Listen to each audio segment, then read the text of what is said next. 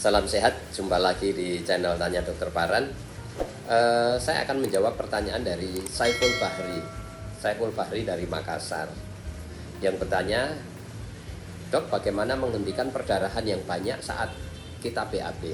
Ya, perdarahan tentunya karena wasir ya. Sebelum saya menjawab pertanyaan dari Saiful Bahri dari Makassar, saya ingatkan teman-teman yang akan bertanya kepada saya, silahkan tulis di link Tanya Dokter Paran. Saya akan menjawab dan mengupload di channel YouTube Tanya Dokter Paran ya.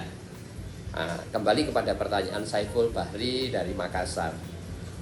Dia menderita wasir saat BAB, perdarahannya banyak. Bagaimana cara menghentikan? Ya, bagaimana cara menghentikan perdarahan yang banyak saat BAB karena wasir? Ya, kembali kepada tergantung derajatnya ya. Kita tahu wasir ada derajat 1, 2, 3, dan 4.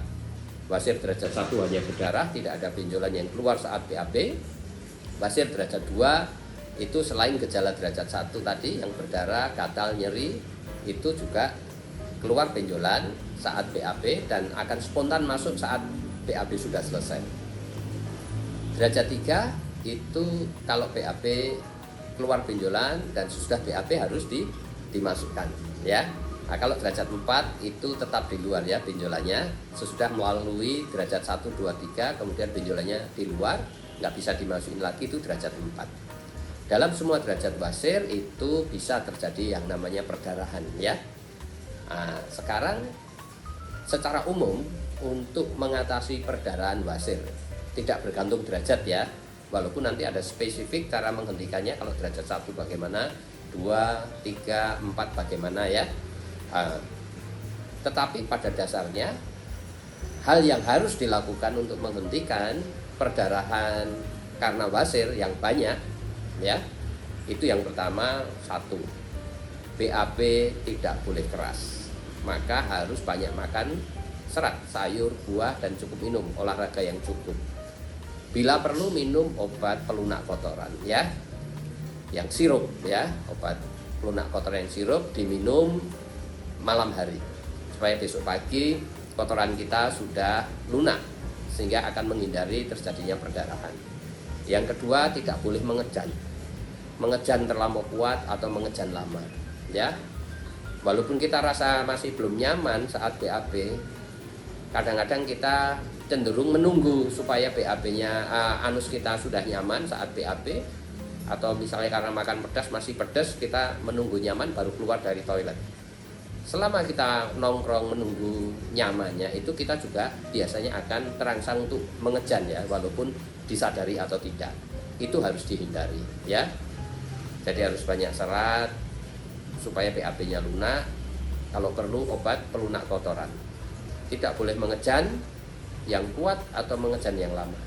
Tidak boleh juga karena rasa kepingin BAB terus ya. Salah satu gejala wasir itu karena ada benjolan wasir yang membesar di anus kita, merangsang kita seolah-olah kepingin BAB terus.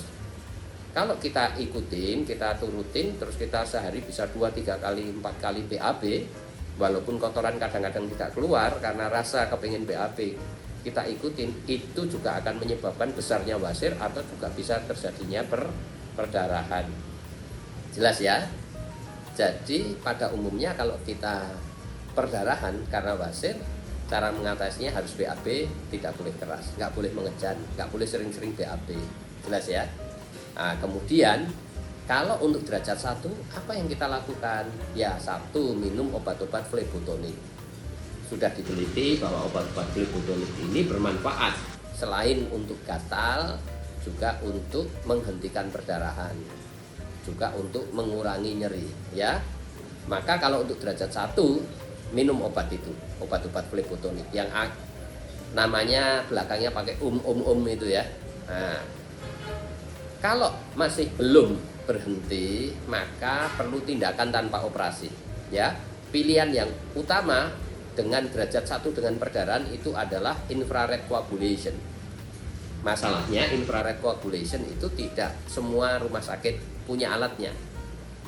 Maka yang punya banyak bisa dilakukan adalah skleroterapi atau disuntik kalau kita derajat 1 sedang perdarahan.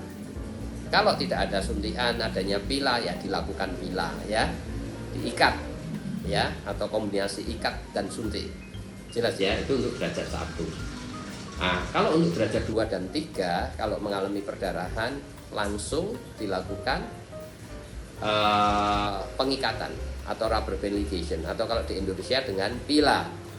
Nah, pila itu sendiri adalah kombinasi menyuntik dan mengikat ya, skleroterapi dan rubber band ligation.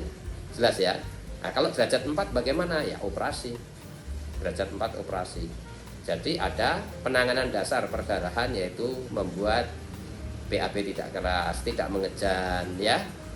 Kemudian minum obat-obat flebotonik ya. Nah, kalau derajat 1 infrared coagulation atau penyuntikan skleroterapi. Kalau derajat 2 dan 3 ya dilakukan rubber band ligation. Dalam hal ini kalau di Indonesia ya pila ya, gitu ya. Jelas ya. Kalau derajat 4 ya dilakukan operasi konvensional. Jelas ya. Saiful Bahri dari Makassar. Saya mengingatkan teman-teman yang akan bertanya, silahkan bertanya di link Tanya Dokter Paran, dan nanti saya akan upload di channel YouTube saya, Tanya Dokter Paran.